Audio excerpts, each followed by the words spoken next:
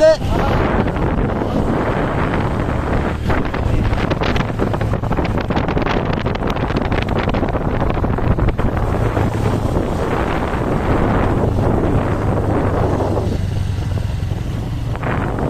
এই রোড